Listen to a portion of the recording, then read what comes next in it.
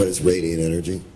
If you're talking about radiant energy, to me, what do I consider radiant? Okay, what I consider radiant is the capturing of a spike. I consider that radiant. You know, anything that, say, I generate the radiant energy. I do that by my coils, my switching circuits. That's how I generate radiant energy.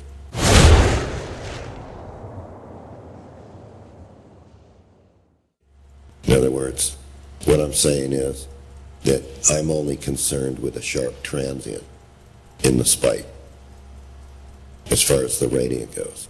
You know, as far as negative energy goes, the negative energy comes from the battery. Once I generate this sharp transient and charge the battery, it's a negative effect to the battery because there's no heating of the battery. How do you see radiant energy coming in, John?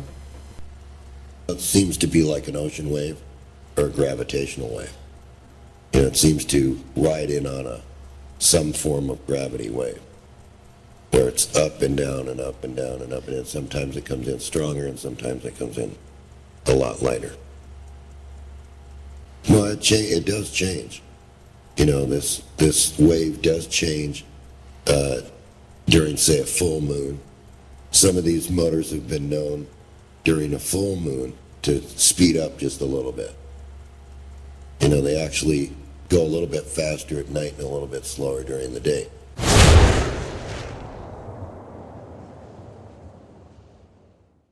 The book that you have now with Tom Bearden, what have you put in the book, John? I've let loose all the inverted circuits Tom and I worked on to prove out what this stuff is. You know, this is on a very minute scale, so people can actually make a working circuit.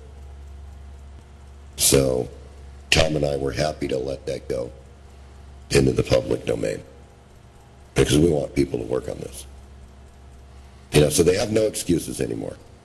You just get the circuit, make the circuit, don't change anything, and study what it's doing, how it operates. And that's my suggestion to everybody. It's just time to get to work. You know, don't change anything. Don't think that you know anything better right at this moment in time, because you don't. You know, you want the circuit to operate just like I said what's there. And then after that, after you get it working, you can make all the changes you want. But up until that point in time, if you make changes, don't expect it to work until you really know what this pulse is and what's going on with these inverted circuits and how the battery is being charged from the inverted circuit. And the first book, which is also being reprinted, the one from 1984, several people took that and... Yeah, several people, right, the Bedini's free energy generator. Right, I think even Mythbusters tried to build that one, didn't they? But yeah, anybody that follows that book, I would suggest that they follow it precisely, that they build it just like the diagram in the back, and get it to go first. You can build a solid state relay that does the switching like Watson did.